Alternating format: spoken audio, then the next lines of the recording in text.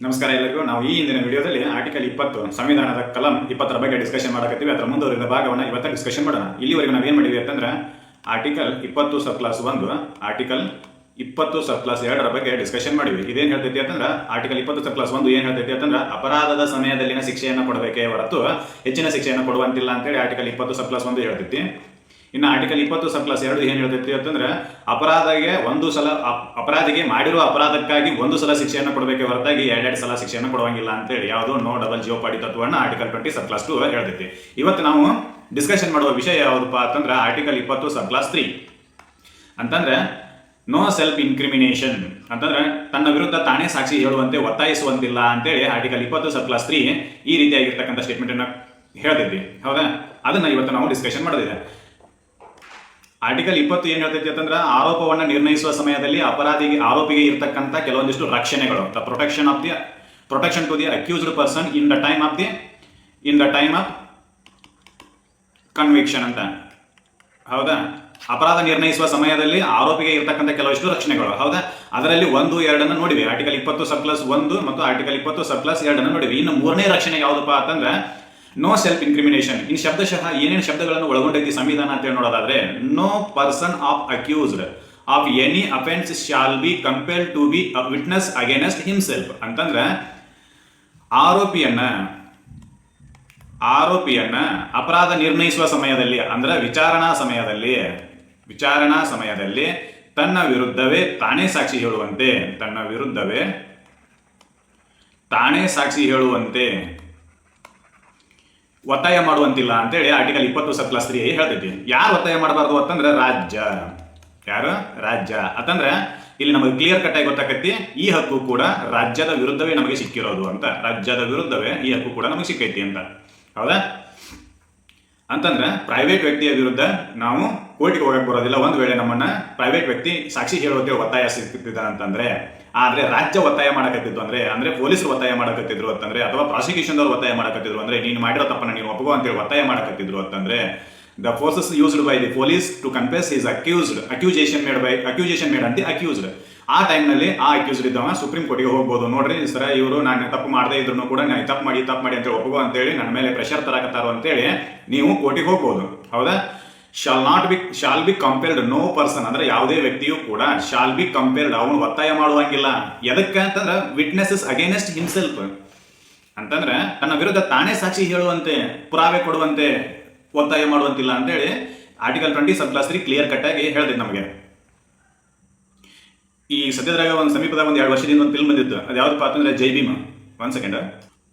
ಯಾರಿಗೆ ಈ ಫಿಲ್ಮ್ ನೋಡಿದ ಅನುಭವ ಐತಿ, ಯಾರಿಗೆ ಈ ಫಿಲ್ಮ್ ನೋಡಿದ ನೆನಪೈತಿ, ಅವರಿಗೆ how the police torture the accused person to confess the accusation made by the police ಅಂತೇಳಿ ಗೊತ್ತಾಗೈತಿ. ಏನಪ್ಪಾ ಅಂತಂದ್ರೆ ಯಾರಿಗೆ ಈ ಪಿಕ್ಚರ್ ಅಥವಾ ಚಿತ್ರವನ್ನು ನೋಡಿದ ಅನುಭವ ಐತಲ್ಲ, ಅವರಿಗೆ ಪೊಲೀಸರು ಯಾವ ರೀತಿ ಟಾರ್ಚರ್ ಮಾಡ್ತಾರೆ, ಯಾವ ರೀತಿ ಟಾರ್ಚರ್ ಮಾಡ್ತಾರೆ ತಪ್ಪನ್ನು ಒಪ್ಪಿಕೊಳ್ಳಲು ಅಂತೇಳಿ ಯಾವ ರೀತಿ 3rd ಡಿಗ್ರಿ ಟ್ರೀಟ್ಮೆಂಟ್ ಕೊಡ್ತಾರೆ ಅನ್ನೋದು ಈ ಫಿಲ್ಮ್ನಿಂದ ಗೊತ್ತಾಕೈತಿ.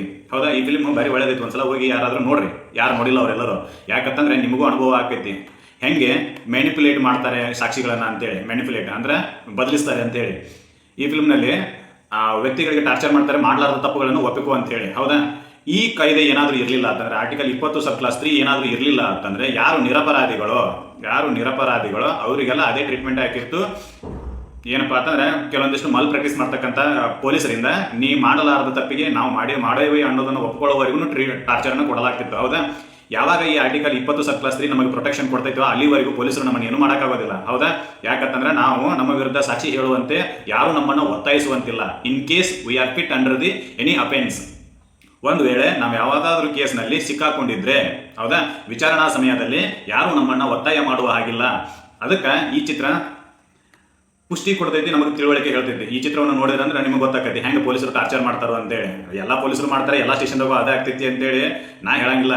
ಬಟ್ ಸಮ್ಟೈಮ್ಸ್ ಸಮಾಜದೊಳಗೆ ಅದಾಗತೈತಿ ಅಂತೇಳಿ ತೋರ್ಸಕ್ಕೆ ಈ ಚಿತ್ರವನ್ನ ನಿರ್ಮಾಣ ಮಾಡಿದಾರ. ಹೌದಾ, ಇರ್ಲಿ, ನಾ ಈ ಚಿತ್ರದ ಪ್ರಮೋಷನ್ ಮಾಡಕತ್ತಿಲ್ಲ. ಬಟ್ ಸಬ್ಜೆಕ್ಟ್ ಮ್ಯಾಟರ್ ಇದೇನೈತಿ ಅಂತಂದ್ರೆ ನಮಗೆ ಉಪಯೋಗ ಬರ್ತೈತಿ ಅಂತ ಹೇಳಿ ಅಷ್ಟೇ ಹೇಳಕತ್ತೀನಿ. ಹೌದಾ, ಯಾರು ನೋಡಿಲ್ಲ ಅವ್ರು ನೋಡ್ರಿ, ಒಳ್ಳೇದೈತಿ. ಹೆಂಗೆ ನಿರಪರಾಧಿಗಳನ್ನ ಹೆಂಗೆ ನಿರಪರಾಧಿಗಳನ್ನ ಅಪರಾಧದಲ್ಲಿ ಸಿಕ್ಕಾಕಿಸ್ತಾರೆ, ಅದಕ್ಕೆ ಹೆಂಗೆ ಸಾಕ್ಷಿಗಳನ್ನ ಕ್ರಿಯೇಟ್ ಮಾಡ್ತಾರೆ, ಅವ್ರನ್ನ ಹೆಂಗೆ ತಪ್ಪು ಮಾಡಿನಿ ಅಂತ ಒಪ್ಪುವಂತ ಒತ್ತಾಯ ಮಾಡ್ತಾರೋ ಅಂತೇಳಿ ಇದರಿಂದ ಗೊತ್ತಾಗತ್ತಿ. ಹೌದಾ, ಅದಕ್ಕೆ ಆರ್ಟಿಕಲ್ 20 ಸಬ್ ಕ್ಲಾಸ್ 3 ಏನ್ ಹೇಳ್ತೈತಿ ಅಂತಂದ್ರೆ, ತಪ್ಪಿತಸ್ಥರನ್ನ ಅಂದರೆ ಇನ್ನು ಅವರು ಅಪರಾಧಿ ಅಂತೇಳಿ ಸಿದ್ಧನೇ ಆಗಿರೋದಿಲ್ಲ ಅಂಥವ್ರನ್ನ ನೀವು ಅವ್ರ ವಿರುದ್ಧನೇ ನೀವು ಚಾರ್ಜ್ ಶೀಟ್ ಹಾಕಿರಿ. ಚಾರ್ಜ್ ಶೀಟ್ ಹಾಕಿದ ಆಧಾರದ ಮೇಲೆ ನೀವು ಆ ಎಲ್ಲ ಚಾರ್ಜ್ಗಳನ್ನು ಒಪ್ಕೋರಿ ಅಂತೇಳಿ ನೀವು ಒತ್ತಾಯ ಮಾಡುವಂತಿಲ್ಲ ಅಂತೇಳಿ ಆರ್ಟಿಕಲ್ 20 ಸಬ್-3 ಕ್ಲಿಯರ್ ಕಟ್ಟಾಗಿ ಹೇಳ್ತೈತೆ ನಮಗೆ. ಹೌದಾ? ಯಾವುದು ಪೊಲೀಸರ ಹೈ ಹ್ಯಾಂಡೆಡ್ನೆಸ್ ಅನ್ನು ತಡೆಯಲು ಅಥವಾ ಸ್ಟೇಟ್ ಹೈ ಹ್ಯಾಂಡೆಡ್ನೆಸ್ ಅನ್ನು ತಡೆಯಲು ಇದು ಆರ್ಟಿಕಲ್ 20 ಸಬ್-3 ನಮಗೆ ಅನುಕೂಲ ಮಾಡ್ತದೆ. To prevent the high handedness of the police or state the article 20 sub three is very much important to the citizen of India. ಹೌದಾ? ಇಷ್ಟರ ಮೇಲೆ ನಮ್ಗೆ ಗೊತ್ತಾಗತ್ತೆ ಏನಪ್ಪ ಅಂತಂದ್ರೆ ಆರ್ಟಿಕಲ್ 20 ಸಬ್-3 ಎಷ್ಟರ ಮಟ್ಟಿಗೆ ನಮಗೆ ಅನುಕೂಲ ಆಗೈತಿ ಅಂತೇಳಿ. ಇನ್ನು ಆರ್ಟಿಕಲ್ 20 ಸಬ್-3ನ ಪದದ ವಿವರಣೆಯನ್ನು ಪ್ರತಿಯೊಂದು ಪದದ ವಿವರಣೆಯನ್ನು ನೋಡೋಣ. ಅದಕ್ಕಿಂತ ಮೊದಲು ಇನ್ಕ್ರಿಮಿನೇಷನ್ ಅಂದ್ರೆ ಏನ ಅಂತೇಳಿ ನೋಡೋಣ. ಇನ್ಕ್ರಿಮಿನೇಷನ್ ಇನ್ಕ್ರಿಮಿನೇಷನ್ ಅಂದ್ರೆ ಆರೋಪ ಹೊರಿಸೋದು. ಒಬ್ಬರ ಮೇಲೆ ಆರೋಪ ಹೊರಿಸೋದನ್ನ ಇನ್ಕ್ರಿಮಿನೇಷನ್ ಅಂತ ಕರಿತೀವಿ, ಆರೋಪ ಹೊರಿಸೋದು. ಇನ್ನು ಸೆಲ್ಫ್ ಇನ್ಕ್ರಿಮಿನೇಷನ್ ಅಂತಂದ್ರೆ ಸೆಲ್ಫ್ ಇನ್ಕ್ರಿಮಿನೇಷನ್ ತನ್ನ ಮೇಲೆ ತಾನೇ ಆರೋಪವನ್ನು ಹೊರಿಸ್ಕೊಳ್ಳೋದು, ತನ್ನ ಮೇಲೆ ತಾನೇ ಆರೋಪ ಹೊರಿಸಿಕೊಳ್ಳೋದು.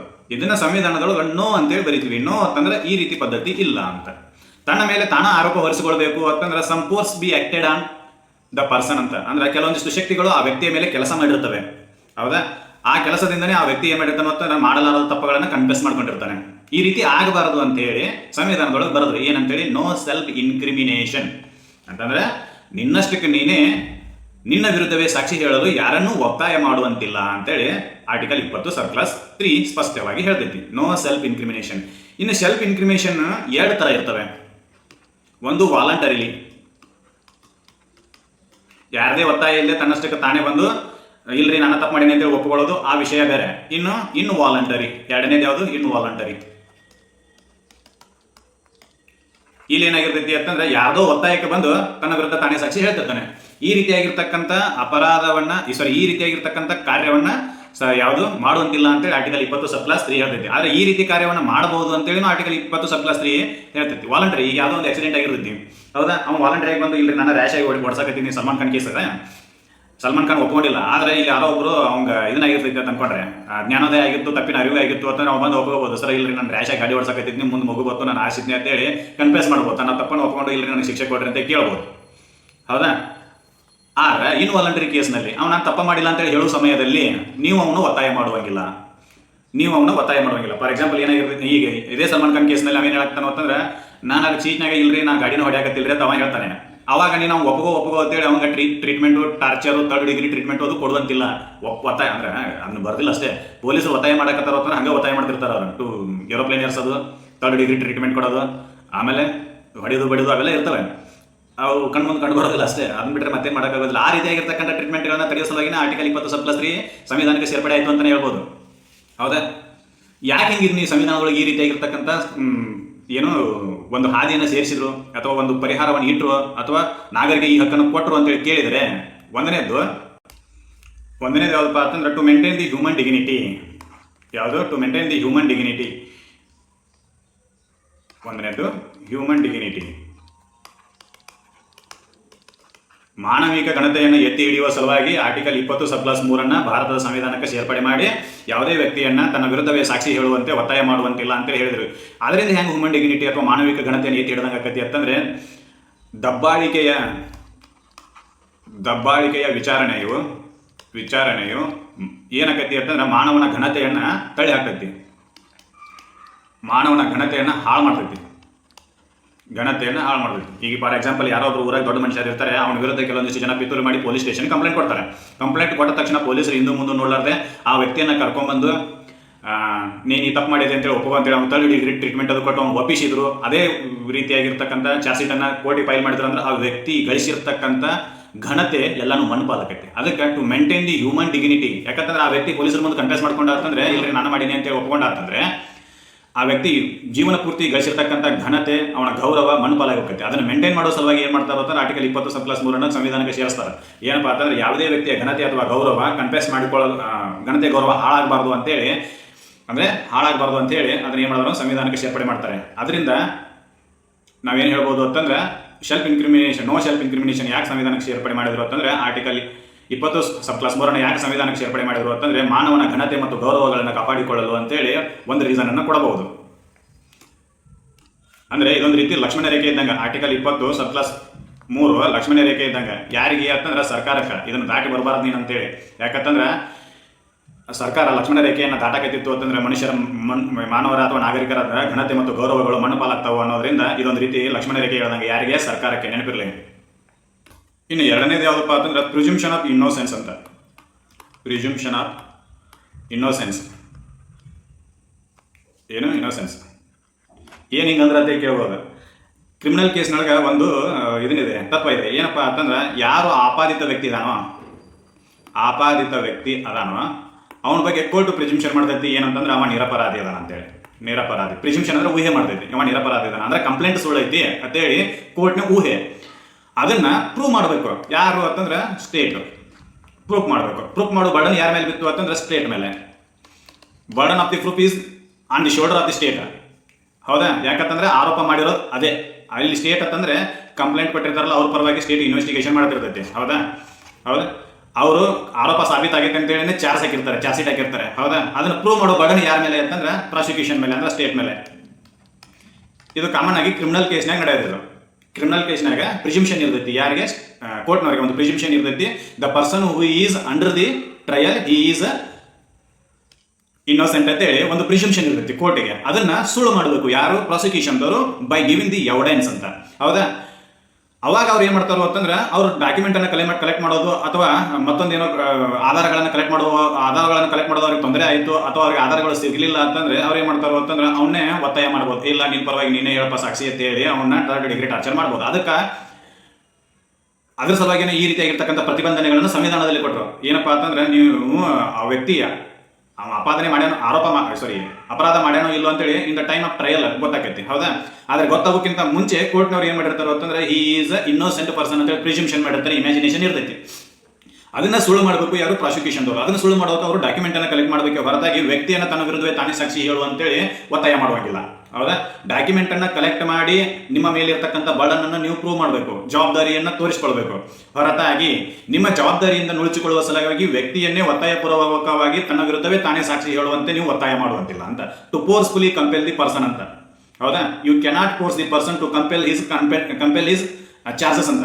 ಏನಪ್ಪಾ ಅಂತಂದ್ರೆ ಅವನ ಮೇಲೆ ಮಾಡಿರ್ತಕ್ಕಂಥ ಅಪರಾಧಗಳನ್ನ ಅವನೇ ಒಪ್ಪಿಕೊಳ್ಳುವಂತೆ ನೀವು ಒತ್ತಾಯ ಮಾಡುವಂತಿಲ್ಲ ಅಂತೇಳಿ ಆರ್ಟಿಕಲ್ 20(3) ಕ್ಲಿಯರ್ ಕಟ್ ಆಗಿ ಹೇಳ್ತೈತಿ.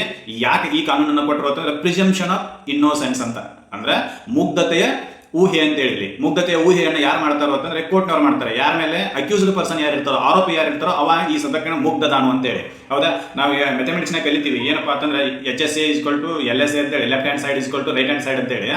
ಅಲ್ಲಿ ಏನಾಕತಿ ಅಂತಂದ್ರೆ ಇಲ್ಲಿ ಕೆಲವೊಂದಿಷ್ಟು ತಪ್ಪದಾವ ಅಂತೇಳಿ ಪ್ರಿಜಂಪ್ಷನ್ ಮಾಡ್ಕೋತಾ ಹೋಗಿ ಅಲ್ಲಿ ಸರಿ ಐತಿ ಅಂತೇಳಿ ತೋರಿಸಬೇಕಾಗತಿ. ಹೌದಾ? ಇಲ್ಲಿ ಆ ರೀತಿಯಾಗಿರ್ತಕ್ಕಂಥ ಪ್ರೊಸೆಸ್ನ ಇಲ್ಲೇ ಐತಿ. ಏನಪ್ಪಾ ಅಂತಂದ್ರೆ ಮೊದಲು ಆರೋಪಿ ಇನ್ನೋಸೆಂಟ್ ಅದಾನ ಅಂತೇಳಿ ಕೋರ್ಟ್ನವ್ರು ತಿಳ್ಕೊಂಡಿರ್ತಾರೆ. ಕೋರ್ಟ್ನವ್ರು ತಿಳ್ಕೊಂಡಿದ್ದು ತಪ್ಪು ಐತಿ ಅಂತೇಳಿ ಪ್ರೂವ್ ಮಾಡಬೇಕು, ಅವ್ನು ಶಿಕ್ಷೆ ಕೊಡಿಸಬೇಕು ಅಂತಂದ್ರೆ ಪ್ರಾಸಿಕ್ಯೂಷನ್ದವರು ಡಾಕ್ಯುಮೆಂಟ್ ಅನ್ನ ಕಲೆಕ್ಟ್ ಮಾಡಬೇಕು, ಮಟೀರಿಯಲ್ ಅಬ್ಜೆಕ್ಟ್ ಅನ್ನ ಕಲೆಕ್ಟ್ ಮಾಡಬೇಕು, ಅವನ ವಿರುದ್ಧ ಸಾಕ್ಷಿಗಳನ್ನ ಕಲೆಕ್ಟ್ ಮಾಡಬೇಕು. ಹೊರತಾಗಿ ಅವನನ್ನೇ ಸಾಕ್ಷಿಯನ್ನಾಗಿ ಮಾಡುವಂತಿಲ್ಲ. ಹೌದಾ?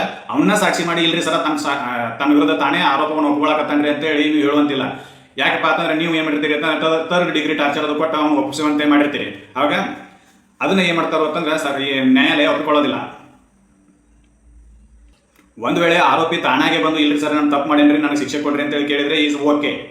No there is no bar of this event also. ಅಂದ್ರೆ ಈ ರೀತಿಯಾಗಿರ್ತಕ್ಕಂಥ ವ್ಯವಸ್ಥೆಗೂ ಏನು ನಮ್ಮಲ್ಲಿ ಬ್ಯಾರಿಕೇಡ್ ಇಲ್ಲ, ಹಿಂಗೆ ಮಾಡಬಾರ್ದು ಅಂತ ಏನಿಲ್ಲ. ಆದರೆ ಪೊಲೀಸರ ಒತ್ತಾಯಕ್ಕೆ ಒಳಗೊಂಡು ಆ ವ್ಯಕ್ತಿ ಏನಾದರೂ ಕಂಪೇಲ್ ಮಾಡ್ತಿದ್ದ ಅಂತಂದ್ರೆ ಪೊಲೀಸರು ಆ ರೀತಿ ಕಂಪೇಲ್ ಮಾಡಿದ್ರು ಅಂತಂದ್ರೆ ಅದು ತಪ್ಪು ಅಂತೇಳಿ ಆರ್ಟಿಕಲ್ 20(3) ಹೇಳ್ತೈತಿ. ಏನಪ್ಪಾ ಅಂತಂದ್ರೆ ಆ ವ್ಯಕ್ತಿಯನ್ನ ತನ್ನ ವಿರುದ್ಧ ತಾನೇ ಸಾಕ್ಷಿ ಹೇಳುತ್ತೆ ಒತ್ತಾಯ ಮಾಡ್ಯಾರ ಅಂತೇಳಿ ಅವ್ನು ಏನಾದ್ರು ಕೋರ್ಟಿಗೆ ಬಂದು ಹೇಳಿದ ಅಂತಂದ್ರೆ ಅಲ್ಲಿ ಪೊಲೀಸರ ಗತಿ ಅಧೋಗತಿ. ಹೌದಾ? ಆ ರೀತಿಯಾಗಿರ್ತಕ್ಕಂಥ ಇದನ್ನ ನಮ್ಮಲ್ಲಿ ವ್ಯವಸ್ಥೆ ಇಲ್ಲ ಅಂತೇಳಿ ಪ್ರಿಜಂಪ್ಷನ್ ಆಫ್ ಇನ್ನೋಸೆನ್ಸ್ ಅಂತ. ಏನಿದು ಪ್ರಿಜಂಪ್ಷನ್ ಆಫ್ ಇನ್ನೋಸೆನ್ಸ್ ಅಂದ್ರೆ ಆರೋಪಿ ವ್ಯಕ್ತಿ ಈಗಾಗಲೇ ನಿರಪರಾಧಿ ಅದಾನು ಅಂತೇಳಿ ಕೋರ್ಟ್ ಊಹೆ ಮಾಡ್ತೈತಿ. ಆ ಊಹೆಯನ್ನು ತಪ್ಪು ಅಂತೇಳಿ ಪ್ರೂವ್ ಮಾಡೋ ಬರ್ಡನ್ ಯಾರ ಮೇಲೆ ಬೀಳ್ತೈತಿ ಅಂತಂದ್ರೆ ಪ್ರಾಸಿಕ್ಯೂಷನ್ ಮೇಲೆ ಅಂದ್ರೆ ಸ್ಟೇಟ್ ಮೇಲೆ ಬೀಳ್ತೈತಿ. ಎಲ್ಲಿ ಅಂತಂದ್ರೆ ಕ್ರಿಮಿನಲ್ ಕೇಸ್ಗಳಲ್ಲಿ. ಹೌದಾ? ಆರ್ಟಿಕಲ್ 20(3) ಯಾಕೆ ಸಂವಿಧಾನಕ್ಕೆ ಸೇರ್ಪಡೆ ಆಯಿತು ಅಂತೇಳಿ ಹೇಳಕ ಇವೆರಡು ರೀಸನ್ಗಳು ಸಾಕು. ಯಾವ್ಯಾವ? ಒಂದು, to maintain the human dignity. ಎರಡನೇದು, to presumption of the innocence ಅಂತ. ಹೌದಾ? ಇನ್ನು ಕ್ರಿಮಿನಲ್ ಕೇಸಸ್ ಈ ರೀತಿ ಇರ್ತಕ್ಕಂಥ ಪ್ರಿಜಂಪ್ಷನ್ ಅನ್ನು ಮಾಡಲೇಬೇಕಾಗ್ತೈತಿ. ಯಾಕಂತಂದ್ರೆ ಸ್ಟೇಟ್ ದವರು ಈ ಆರೋಪವನ್ನು ಸುಳ್ಳು ಮಾಡ್ಯಾರು ಅಂತೇಳಿ ಕೋರ್ಟ್ ಪ್ರಿಜಂಪ್ಷನ್ ಮಾಡಿ ಆ ರೀತಿಯಾಗಿರ್ತಕ್ಕಂಥ ಟ್ರಯಲ್ ಅನ್ನು ಮುಂದುವರಿಸ್ತೈತಿ. ಟ್ರಯಲ್ನಲ್ಲಿ ಮುಂದುವರೆದಂಗ ಆರೋಪಿ ಅಪರಾಧ ಮಾಡ್ಯಾನ ಅಂತೇಳಿ ಗೊತ್ತಾದ್ರೆ ಶಿಕ್ಷೆ ಕೊಡ್ತೈತಿ. ಆರೋಪಿ ಅಪರಾಧ ಮಾಡಿಲ್ಲ ಅಂತೇಳಿ ಗೊತ್ತಾದ್ರೆ ನಿರಪರಾಧಿ ಅಂತೇಳಿ ಘೋಷಣೆ ಮಾಡ್ತೈತಿ. ಹೌದಾ? ಆದ್ರೆ ನಿರಪರಾಧಿ ವ್ಯಕ್ತಿಯನ್ನ ಅಥವಾ ಇನ್ನೋಸೆಂಟ್ ವ್ಯಕ್ತಿಯನ್ನ ಒತ್ತಾಯ ಮಾಡುವಂತಿಲ್ಲ ಅಂತೇಳಿ ಬಾರ್ ಮಾಡ್ತೈತಿ. ಯಾವುದು? Article 20(3) of the Indian constitution.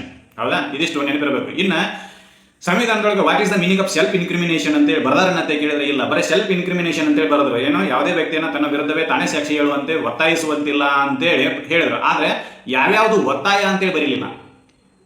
ಯಾವ್ಯಾವ ಪ್ರೊಸೀಜರ್ಗಳು ಅಥವಾ ಯಾವ್ಯಾವ ಎವಿಡೆನ್ಸ್ಗಳು ಒತ್ತಾಯಪೂರ್ವಕವಾಗಿ ಪಡ್ಕೊಂಡಾರೋ ಅವೆಲ್ಲ ಸೆಲ್ಫ್ ಇನ್ಕ್ರಿಮಿನೇಷನ್ ಆಗ್ತಾವು ಅಂತೇಳಿ ಹೇಳಿಲ್ಲ.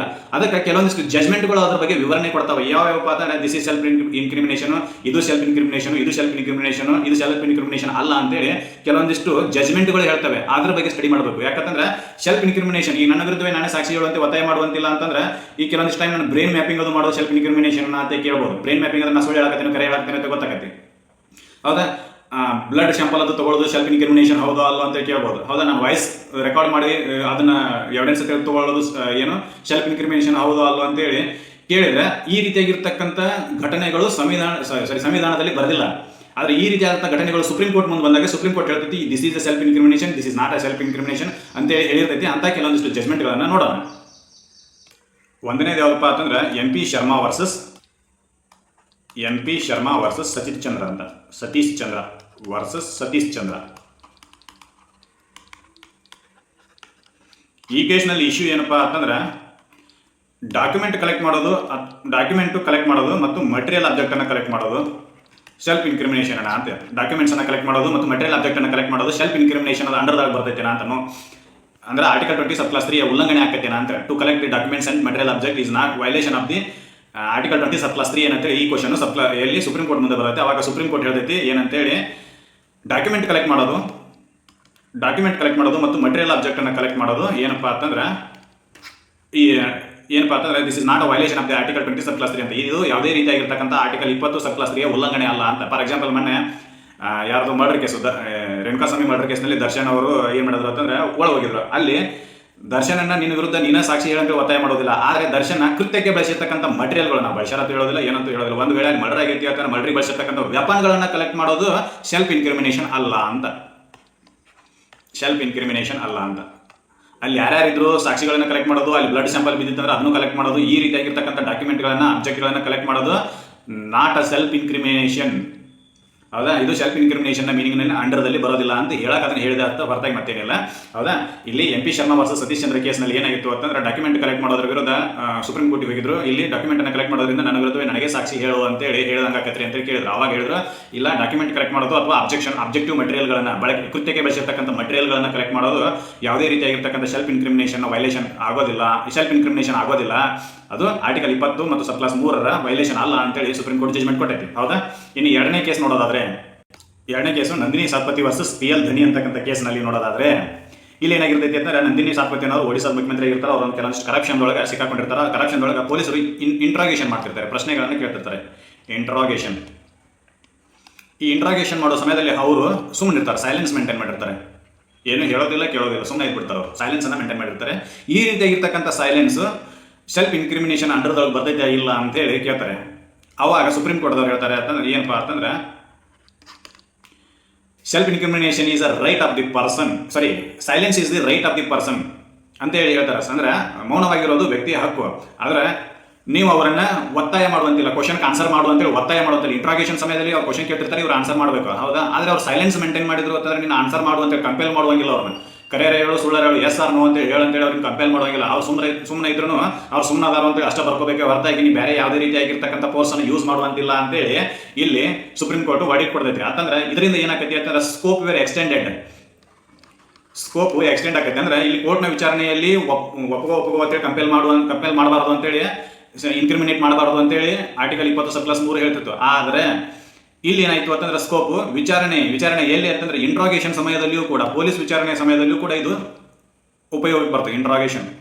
ಪೊಲೀಸರು ಇಂಟ್ರಾಗೇಷನ್ ಸಮಯದಲ್ಲಿಯೂ ಕೂಡ ಪೊಲೀಸರು ಒತ್ತಾಯ ಮಾಡುವಂತಿಲ್ಲ ಅಂತ. ನೀನು ಕ್ವಶನ್ಗೆ ಆನ್ಸರ್ ಮಾಡಲೇಬೇಕು ಅಂತೇಳಿ ಕಂಪೇಲ್ ಮಾಡುವಂತಿಲ್ಲ. ಸುಮ್ಮನೆ ಇರ್ಬೋದು ಅಲ್ಲಿ ಪೊಲೀಸ್ ಸ್ಟೇಷನ್ದಾಗ. ಅವ್ರು ಏನು ಬೇಕಾದ್ರೆ ಕೇಳೋಣ, ಇಲ್ಲರಿ ನನ್ನ ರೈಟ್ ಇದ್ದು ಆರ್ಟಿಕಲ್ 20 ಸಬ್-3 ಇದು ನನ್ನ ರೈಟು, ನಾನು ಸುಮ್ಮನೆ ಇರ್ತೀನಿ, ನೀವು ಬೇಕಾದ್ರೆ ಡಾಕ್ಯುಮೆಂಟ್ ಕಲೆಕ್ಟ್ ಮಾಡ್ಕೊಂಡು ನಾ ಮಾಡೇನಿ ಅಂತೇಳಿ ನೀ ಡಾಕ್ಯುಮೆಂಟ್ ಕಲೆಕ್ಟ್ ಮಾಡ್ಕೊಂಡು ಅದನ್ನು ಪ್ರೂವ್ ಮಾಡ್ಕೊಂಡು ಏನು ಬೇಡ ಅನ್ನಂಗಿಲ್ಲ. ಬಟ್ ನಾನು ನಿನ್ನ ಕ್ವಶನ್ಗೆ ಆನ್ಸರ್ ಕೊಡಂಗಿಲ್ಲ. Yes, it is on right under article 20 sub ಈ ರೀತಿ ಹೇಳ್ಬೋದು, ಏನು ತೊಂದರೆ ಇಲ್ಲ. ಆದರೆ ದೊಡ್ಡ ವ್ಯಕ್ತಿಗಳು ಆ ರೀತಿ ಹೇಳ್ಬೋದು. ನೀವು ಸಣ್ಣ ವ್ಯಕ್ತಿಗಳು ಹೇಳಿದ್ರೆ ನಿಮ್ಗೆ ಟ್ರೀಟ್ಮೆಂಟ್ ಬೇರೆನೇ ಇರ್ತೈತಿ in reality. But in the eyes of the constitution it is on valid. ಹೌದಾ? ಇದನ್ನ ಸುಪ್ರೀಂ ಕೋರ್ಟ್ ಹೇಳ್ತಾರೆ ಎಲ್ಲಿ ನಂದಿನಿ ಸಾತ್ಪತಿ ವರ್ಸಸ್ PL ಧನಿ ಅಂತಕ್ಕಂಥ ಕೇಸ್ನಲ್ಲಿ ಇಂಟ್ರಾಗೇಷನ್ ಸಮಯದಲ್ಲಿಯೂ ಕೂಡ ಸುಮ್ಮನೆ ಇರುವುದು ಸುಮ್ಮನೆ ಇರುವುದು ಅವರ ಹಕ್ಕು ಆಗಿರ್ತೈತಿ. ಆದ್ರೆ ಅವರನ್ನ ನೀನು ಇಂಟ್ರಾಗೇಷನ್ ಸಮಯದಲ್ಲಿ ಆನ್ಸರ್ ಮಾಡು ಅಂತೇಳಿ ನೀವು ಒತ್ತಾಯ ಮಾಡಕತ್ತೀರಿ ಅಂತಂದ್ರೆ that is an clear cut violation of the article 20 sub clause 3 ಅಂತೇಳಿ ಸುಪ್ರೀಂ ಕೋರ್ಟ್ದವರು ಹೇಳ್ತಾರೆ. ಹೌದಾ? ಇಲ್ಲಿಯೂ ಕೂಡ ತನ್ನ ವಿರುದ್ಧ ನೀನು ಸಾಕ್ಷಿ ಹೇಳು ಅಂತೇಳಿ ಅಂತ ಕ್ವಶನ್ಗೆ ಆನ್ಸರ್ ಮಾಡೋದ್ರಿಂದ ನಿನ್ನ ವಿರುದ್ಧವೇ ನೀನೇ ಸಾಕ್ಷಿ ಹೇಳು ಅಂತ ಆಗತ್ತೆ. ಅಂದ್ರೆ ನಿನ್ನ ಎಕ್ಸ್ಪೋಸ್ ಮಾಡ್ಕೊಂಡಾಗತ್ತೆ. ನಿನ್ನ ಡಿಪೆಂಡ್ ಮಾಡ್ಕೊಳ್ಳೋ ಅಧಿಕಾರ ಎಲ್ಲಾನು ಐತಿ. ಆದ್ರೆ ನೀನು ಎಕ್ಸ್ಪೋಸ್ ಮಾಡ್ಕೊಳ್ಳೋಕೆ ನೀನು ಏನಾದರೂ ಬಾರ್ ಮಾಡಿದೆ ಅಥವಾ ನೀನು ಎಕ್ಸ್ಪೋಸ್ ಮಾಡ್ಕೊಳ್ಳೋಕೆ ನೀನು ಏನಾದರೂ ತೊಂದರೆ ಮಾಡಿದೆ ಅಂತಂದ್ರೆ that is also valid under the constitution under article 20 sub clause 3. ಹೌದಾ? ಆವಾಗ ಪೊಲೀಸರು ಕೂಡ ಇಂಟ್ರಾಗೇಷನ್ ಅನ್ನ ಕೈ ಬಿಡಬೇಕಾಗತ್ತಿ. ಯಾಕಂದ್ರೆ ಯಾವುದಕ್ಕೂ ಆನ್ಸರ್ ಮಾಡೋದಿಲ್ಲ ಅಂದ್ರೆ ಅವ್ನು ತೊಂದರೆ ಏನು ಮಾಡೋದು, ಅವ್ರು ಬೇರೆ ಯಾವ್ದು ಹುಡುಕಾಡಕ್ಕೆ ಹೋಗ್ಬೇಕಷ್ಟೇ. ಹೌದಾ?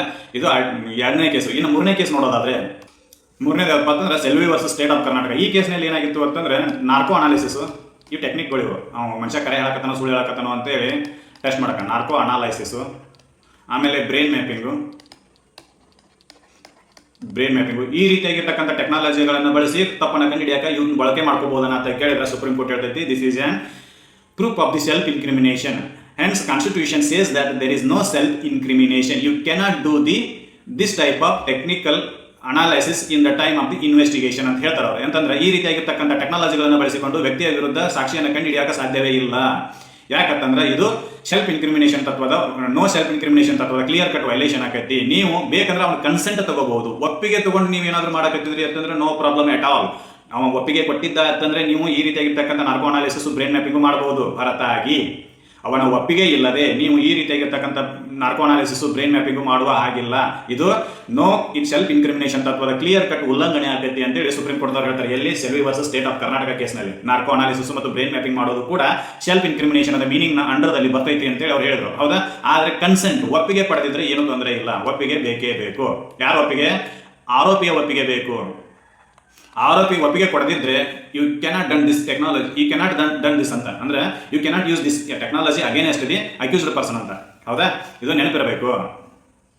4ನೇದು ಮತ್ತು ಕೊನೆ ಕೇಸ್ ಯಾವುದಪ್ಪ ಅಂತಂದ್ರೆ Ritesh versus state of UP ಅಂತೇಳಿ. ಈ ಕೇಸ್ನಲ್ಲಿ ಏನಾಗಿತ್ತು ಅಂತಂದ್ರೆ ಇಶ್ಯೂ ಅಕ್ಯೂಸ್ಡ್ ಏನು ಮಾಡಿದ್ರು ಅಂತಂದ್ರೆ ವಾಯ್ಸ್ ಎವಿಡೆನ್ಸ್ ಕೊಡು ಅಂತೇಳಿ ಒತ್ತಾಯ ಮಾಡ್ತಿರ್ತಾರೆ. ವಾಯ್ಸ್ ಎವಿಡೆನ್ಸ್ ಕೊಡು ಅಂತೇಳಿ ಒತ್ತಾಯ ಮಾಡ್ತಿರ್ತಾರೆ ಯಾರು? ಪೊಲೀಸರು. But he denied it. ಅವ ಏನು ಮಾಡ್ತಾನೆ ಅಂದ್ರೆ ಇದು ನಾನು ಕೊಡಂಗಿಲ್ಲ ಅಂತೇಳಿ ಡಿನೈ ಮಾಡ್ತಾನೆ. ಅದರ ವಿರುದ್ಧ ಸುಪ್ರೀಂ ಕೋರ್ಟ್ಗೆ ಹೋಗ್ತಾರೆ. ಸುಪ್ರೀಂ ಕೋರ್ಟ್ನವ್ರು ಏನು ಹೇಳ್ತಾರೆ ಅಂತಂದ್ರೆ voice evidence is not self incrimination. ಅಂದ್ರೆ ಏನು ಹೇಳ್ತಾರೆ ಅಂತಂದ್ರೆ ಸೆಲ್ಫ್ ಇನ್ಕ್ರಿಮಿನೇಷನ್ ಅನ್ನೋ ಅರ್ಥದಲ್ಲಿ ವಾಯ್ಸ್ ಎವಿಡೆನ್ಸ್ ಬರೋದಿಲ್ಲ. ಹೀಗಾಗಿ ವಾಯ್ಸ್ ಎವಿಡೆನ್ಸ್ ಅನ್ನ ನೀವು ಕಂಪೇಲ್ ಮಾಡಬಹುದು, ಕೊಡುವಂತೆ ಒತ್ತಾಯ ಮಾಡಬಹುದು ಅಂತೇಳಿ ಡೈರೆಕ್ಷನ್ ಕೊಡ್ತಾರೆ, ಜಜ್ಮೆಂಟ್ ಮಾಡ್ತಾರೆ. ಯಾರಿಗೆ? ಅಕ್ಯೂಸ್ಡ್ ವಿರುದ್ಧ ವಾಯ್ಸ್ ಎವಿಡೆನ್ಸ್ ನೀನು ಕೊಡಬೇಕು. It is not under the meaning of self incrimination. ಇದು ಆರ್ಟಿಕಲ್ 20 ಸಬ್ ಕ್ಲಾಸ್ 3ರ ಉಲ್ಲಂಘನೆಯನ್ನು ಮಾಡುವುದಿಲ್ಲ. ಹೀಗಾಗಿ ನೀವು ಏನು ಮಾಡಬಹುದು ಅಂತಂದ್ರೆ ಅವನ ಒತ್ತಾಯ ಮಾಡಬಹುದು. ಯಾವುದಕ್ಕೆ? ಧ್ವನಿ ಪುರಾವೆಯನ್ನು ಕೊಡುವಂತೆ ಒತ್ತಾಯ ಮಾಡಬಹುದು. ನೆನಪಿರಲಿ. ಯಾವುದು? ಬ್ರೈನ್ ಮ್ಯಾಪಿಂಗು ಆಮೇಲೆ narco analysis is violation of the article 20 sub clause 3 but on the consent of the accused it is a valid. ಹೌದಾ? ಆಮೇಲೆ ನೆಕ್ಸ್ಟ್ ಜಜ್ಮೆಂಟ್ನಲ್ಲಿ ಏನು ಹೇಳ್ತೈತಿ? Voice evidence is not self incrimination. Voice evidence is not coming under the meaning of self incrimination. You can compel the give the voice evidence ಅಂತ. You can compel the accused to give the voice evidence ಅಂತ ಹೇಳಿ. ಅಂದ್ರೆ ನೀವು ಅವನ್ನ ಒತ್ತಾಯ ಮಾಡಬಹುದು, ನಿನ್ನ ಧ್ವನಿ ಪುರಾವೆಯನ್ನು ಕೊಡು ಅಂತೇಳಿ ಕೇಳಬಹುದು. ಹೌದಾ? ಯಾಕಂತಂದ್ರೆ ಅದು ಸೆಲ್ಫ್ ಇನ್ಕ್ರಿಮಿನೇಷನ್ ಮೀನಿಂಗ್ನಲ್ಲಿ ಬರೋದಿಲ್ಲ ಅಂತೇಳಿ ಹೇಳ್ತಾರೆ ಅವರೇ. ಯಾರೋ ಸುಪ್ರೀಂ ಕೋರ್ಟ್ ಅವರೇ. ಇವಿಷ್ಟು 4 ಜಜ್ಮೆಂಟ್ಗಳು ನೆನಪಿರಬೇಕು. 1ನೇದು ಯಾವುದು? MP ಶರ್ಮಾ. ಈ ಕೇಸ್ನಲ್ಲಿ ಏನು ಹೇಳ್ತಾರೆ? Collection of documents is not a violation of the article 20 sub clause 3. ಇನ್ನು 2ನೇದು ಯಾವುದು? ನಂದಿನಿ ಸಾತ್ಪತಿ ಕೇಸ್. ಇಂಟ್ರಾಗೇಷನ್ ಸಮಯದಲ್ಲಿ ಕೂಡ ನೀನು ಮೌನವಾಗಿರುವುದು ನಿಮ್ಮ ಹಕ್ಕು. ಅದು ಆರ್ಟಿಕಲ್ 20 ಸಬ್ ಕ್ಲಾಸ್ 3ರ ಉಲ್ಲಂಘನೆ ಅಲ್ಲ. ಉಲ್ಲಂಘನೆ. ಯಾರು ಟು ಕಂಪೇಲ್ ದಿ ಆನ್ಸರ್ ಅಂತೇಳಿ ಪೊಲೀಸರು ಕೇಳಿದ್ರು ಅಂತಂದ್ರೆ ಅದು ಆರ್ಟಿಕಲ್ 20 ಸಬ್ ಕ್ಲಾಸ್ 3ರ ಉಲ್ಲಂಘನೆ. ಅವಾಗ ನೀನು ಆನ್ಸರ್ ಹೇಳುವಂತೆ ಕಂಪೇಲ್ ಮಾಡುವಂಗಿಲ್ಲ ಅಂತೇಳಿ ನಂದಿನಿ ಸಾತ್ಪತಿ ಕೇಸ್ನಲ್ಲಿ ಹೇಳ್ತಾರೆ. ಇನ್ನು 3ನೇದು ಶೆಲ್ವಿ ಕೇಸು, ಕರ್ನಾಟಕದ ಕೇಸ್ ಇದು. ಈ ಕೇಸ್ನಲ್ಲಿ ಬ್ರೈನ್ ಮ್ಯಾಪಿಂಗು ಮತ್ತು ನಾರ್ಕೋ ಅನಾಲಿಸಿಸ್ ಕೂಡ violation of the article 20 sub clause 3. ಹೌದಾ? ಯಾವಾಗ ಆ ಒಪ್ಪಿಗೆ ಇಲ್ಲದೆ ಮಾಡಿದ್ರೆ, ಯಾರು ಒಪ್ಪಿಗೆ? ಆರೋಪಿಯ ಒಪ್ಪಿಗೆ ಇಲ್ಲದೆ ನಾರ್ಕೋ ಅನಾಲಿಸಿಸ್ ಮತ್ತು ಬ್ರೈನ್ ಮ್ಯಾಪಿಂಗ್ ಮಾಡಿದ್ರು ಅಂತಂದ್ರೆ ಅದು ಆರ್ಟಿಕಲ್ 20 ಸಬ್ ಕ್ಲಾಸ್ 3ರ ಉಲ್ಲಂಘನೆ. ಇಲ್ಲಿ ಏನು ಮಾಡಬೇಕು? ಆ ಒಪ್ಪಿಗೆ ಕಂಪಲ್ಸರಿ. ಇನ್ನು 4ನೇದು Ritesh case versus state of UP ಕೇಸ್ನಲ್ಲಿ ಏನು ಮಾಡಿದ್ರು ಅಂದ್ರೆ voice evidence is not a self incrimination ಅಂತ ಹೇಳಿದ್ರು. Voice evidence is not a self incrimination. ಇವು 4 ಕೇಸುಗಳು ನೆನಪಿರಬೇಕು. ಅಂದ್ರೆ ಯಾವ್ಯಾವ ಕೇಸ್ನಲ್ಲಿ ಯಾವ್ಯಾವ ರೀತಿ ಜಜ್ಮೆಂಟ್ ಬಂದೈತಿ ಅಂತೇಳಿ ಹೇಳ್ತಾರೆ. ಈಗ ಫಾರ್ ಎಕ್ಸಾಂಪಲ್ ಒಂದು ಉದಾಹರಣೆ ಸಮೇತ ಹೇಳೋದಾದ್ರೆ, ಇಲ್ಲೊಂದು ಫ್ಯಾಮಿಲಿ ಐತೆ ಅಂತ ಅನ್ಕೊಳ್ಳೋಣ. ಎಲ್ಲಿ? ಬೆಂಗಳೂರಲ್ಲಿ ಒಂದು ಫ್ಯಾಮಿಲಿ ಐತೆ. ಆ ಫ್ಯಾಮಿಲಿ ಒಳಗೆ ಗಂಡ ಹೆಂಡತಿ ಮಗ 3 ಜನ ಅದಾರ ಅಂತ ಅನ್ಕೊಳ್ಳೋದು. ಗಂಡ ಹೆಂಡತಿ ಮಗ ಇವ್ರು 3 ಮಂದಿ ಇದಾರೆ ತಿಳ್ಕೊಂಡು ಒಂದ್ಸಲ ಮಗ ಏನು ಮಾಡಿರ್ತಾನೆ ಅಂತ ಹೈಪೋಥೆಟಿಕಲ್ ಕಂಡೀಷನ್ ಹೇಳ್ತಾನೆ. ಮಗ ಏನು ಮಾಡ್ತಾನೆ ಅಂದ್ರೆ ಅಪ್ಪನ ಪಾಕೆಟ್ನಾಗ 100 ರೂಪಾಯಿ ಕದ್ದಿರ್ತಾನೆ, 100 ರೂಪಾಯಿ ಕದ್ದಿರ್ತಾನೆ. ಆವಾಗ ಅವ್ರ ಮನೆಗೆ ಬಂದು ಕದ್ದಿದ್ದು ಗೊತ್ತಾಗತ್ತೆ ಅವ್ರಿಗೆ. ಮಗನ ಕೇಳ್ತಾರೆ ಏನಂತೇಳಿ, ಇನ್ನು 100 ರೂಪಾಯಿ ಕದ್ದಿ ಏನಂತ ಅವ್ನು ಸುಮ್ಮನೆ ಇರ್ತಾನೆ. ಮತ್ತು ಕೇಳ್ತಾರೆ, ಸುಮ್ಮನೆ ಇರ್ತಾನೆ. ಅವಾಗ ಹೊಡಿತಾರೆ ಅವನ. ಹೊಡೆದ ತಕ್ಷಣ ನಾವೇನು ಮಾಡ್ಬೋದು ಅಂತಂದ್ರೆ ಸುಪ್ರೀಂ ಕೋರ್ಟಿಗೆ ಹೋಗ್ಬೋದೇನಾ ಅಂತ. ನೋಡ್ರಿ, ನನಗೆ ಆರ್ಟಿಕಲ್ 20 ಮತ್ತು ಸಬ್ ಕ್ಲಾಸ್ 3 ಅಂಡರ್ದಲ್ಲಿ ಇಂಟ್ರಾಗೇಷನ್ ಸಮಯದಲ್ಲಿ ಅಂದರೆ ನೀವು ವಿಚಾರಣೆ ಮಾಡಕತ್ತೀರಿ, ಆ ಸಮಯದಲ್ಲಿ ನಾನು ಸುಮ್ಮನೆ ಇರೋದು ನನ್ನ ಹಕ್ಕು. ಮತ್ತು ನೀವ್ಯಾಕೆ ನಾನು ಹೊಡ್ಯಾಕ, ನಮ್ಮ ಅವ್ವ ಅಪ್ಪ ನಾನು ಹೊಡ್ಯಾಕತ್ತಾರ, ನೀವು ಅವ್ರಿಗೆ ಹೇಳ್ರಿ ಅಂತೇಳಿ ಸುಪ್ರೀಂ ಕೋರ್ಟಿಗೆ ಹೋಗ್ಬೋದೇನಾ ಅಂತ ಕೇಳಿದ್ರೆ ಸುಪ್ರೀಂ ಕೋರ್ಟ್ದವ್ರು ಗುಮ್ಮಿ ಕಳಿಸ್ತಾರೆ ಹೋಗ್ಲಿ ಎಮ್ಮೆ ಅಂತೇಳಿ. ಯಾಕಪ್ಪ ಅಂತಂದ್ರೆ ಇಲ್ಲಿ interrogation means police interrogation, police, IB, CBI ಈ ರೀತಿಯಾಗಿರ್ತಕ್ಕಂಥ ಸಂಸ್ಥೆಗಳ ಇಂಟ್ರಾಗೇಷನ್ ಅಂತಕ್ಕಂಥ ಪದದ ಅರ್ಥದಲ್ಲಿ ಬರ್ತವೆ ಹೊರತಾಗಿ ಈ ಮನ್ಯಾನವ್ರ ಇಂಟ್ರಾಗೇಷನ್ ಅಲ್ಲ. ಇನ್ನು ಮನ್ಯಾನವ್ರು ಹೇಳತ್ತೇಳಿ ಒತ್ತಾಯ ಮಾಡ್ಬೋದು, ಕೊಟ್ಟು ಹೇಳ್ಬೋದು. ಅದನ್ನು ಅದ್ರ ವಿರುದ್ಧ ನೀನು ಸುಪ್ರೀಂ ಕೋರ್ಟಿಗೆ, ಹೈಕೋರ್ಟಿಗೆ ಹೋಗುವಂತಿಲ್ಲ. ಅಂದ್ರೆ ಇಲ್ಲಿ ಕ್ಲಿಯರ್ ಕಟ್ಟಾಗಿ ಗೊತ್ತಾಕತಿ ಏನಪ್ಪಾ ಅಂತಂದ್ರೆ this right is also against this state ಅಂತ. ಅಂದ್ರೆ ನಮಗೆ ನಾಗರಿಕರಿಗೆ ರಾಜ್ಯದ ವಿರುದ್ಧ ಈ ಹಕ್ಕನ್ನು ಕೊಟ್ಟಾರು ಅಂತ. ಸುಮ್ಮನೆ ಇದನ್ನು ಯಾಕೆ ಇದನ್ನು ಹೇಳಿದ್ವಿ ಅಂತಂದ್ರೆ ಇಷ್ಟೆಲ್ಲ ಹೇಳಿದ ನಂತರ ಒಂದು ಸ್ಟೋರಿ ಮೇಲೆ ನಿಮಗೆ ನೆನಪಾಗಲಿ ಅಂತೇಳಿ. ಯಾಕಂತಂದ್ರೆ ಬೆಂಗಳೂರಲ್ಲಿ ಇರ್ತಕ್ಕಂಥ ಒಂದು ಫ್ಯಾಮಿಲಿ ಅಂತೇಳಿ ಗೊತ್ತಾಯ್ತು ಅಂತಂದ್ರೆ ಏನಂತೇಳಿ ಗೊತ್ತಾಗ್ಬಿಡ್ತೈತೆ ಅಷ್ಟೇ. ಹೌದಾ? ಈ ಹಕ್ಕು ಕೂಡ ರಾಜ್ಯದ ವಿರುದ್ಧನೇ ಸಿಕ್ಕಿರೋದು. ಆಮೇಲೆ ಇದಿಷ್ಟು ಈ ವಿಡಿಯೋದಲ್ಲಿ ಆರ್ಟಿಕಲ್ 20 ಸಬ್ ಕ್ಲಾಸ್ 3 ಬಗ್ಗೆ ಏನೋ ಡೆಫಿನಿಷನ್ ಅನ್ನು ನೋಡಿದ್ವಿ. ಆಮೇಲೆ ಅದರ ಅರ್ಥ ವಿವರಣೆಯನ್ನು ನೋಡಿದ್ವಿ. ಅದಕ್ಕೆ ಸಂಬಂಧಿಸಿದಂಥ ಕೇಸ್ಗಳ ಬಗ್ಗೆ ಡಿಸ್ಕಷನ್ ಮಾಡಿದ್ವಿ. ಇವೆಲ್ಲ ಮಾಹಿತಿಗಳು ನಿಮಗೆ ಈ ವಿಡಿಯೋದಲ್ಲಿ ಸಿಕ್ಕುವ. ಇದೆಲ್ಲ ಮಾಹಿತಿ ನಿಮಗೆ ಇಷ್ಟ ಆಗಿತ್ತು ಅಂತಂದರೆ ಈ ವಿಡಿಯೋನ ಎಲ್ಲರಿಗೂ ಶೇರ್ ಮಾಡಿರಿ. ಆಮೇಲೆ ನಮ್ಮ ಚಾನಲನ್ನು ಸಬ್ಸ್ಕ್ರೈಬ್ ಮಾಡಿರಿ, ಲೈಕ್ ಮಾಡಿರಿ. ಹಂಗೇನಾದರೂ ತಪ್ಪು ಮತ್ತು ವಿಷಯಗಳ ಮಾಹಿತಿ ತಪ್ಪಾಗಿತ್ತು ಅಂತಂದರೆ ಅದನ್ನು ಕಮೆಂಟ್ನಲ್ಲಿ ಹೇಳಿ ತಿದ್ಕೊಳ್ಳೋಕೆ ಪ್ರಯತ್ನ ಮಾಡೋಣ. ಅಥವಾ ಸರಿ ಇತ್ತು ಅಂತಂದರೆ ಸರಿ ಐತಿ ಅಂತೇಳಿ ಒಂದು ಕಮೆಂಟ್ ಮಾಡಿರಿ. ಮುಂದಿನ ವಿಡಿಯೋದಲ್ಲಿ ಈ ಆರ್ಟಿಕಲ್ 20 ಮತ್ತು ಆರ್ಟಿಕಲ್ 21 ಎಮರ್ಜೆನ್ಸಿ ಟೈಮ್ನಲ್ಲಿ ಯಾವ ರೀತಿ ಆ್ಯಕ್ಟ್ ಆಗ್ತವೆ ಅನ್ನೋದನ್ನು ನೋಡೋಣ. ಯಾಕಂತಂದರೆ ಜಸ್ಟ್ ಇಮ್ಯಾಜಿನ್ ಏನಾಗತ್ತೆ ಅಂತ ಎಮರ್ಜೆನ್ಸಿ ಟೈಮ್ನಲ್ಲಿ ಈ ಹಕ್ಕುಗಳು ನಮಗೆ ಇಲ್ಲದೇ ಇದ್ರೆ ಏನಾಗತ್ತೆ ಅನ್ನೋದು ಮುಂದಿನ ವಿಡಿಯೋದಲ್ಲಿ ನಿಮಗೆ ತಿಳಿಸ್ಕೊಡ್ತೀನಿ. ಧನ್ಯವಾದಗಳು.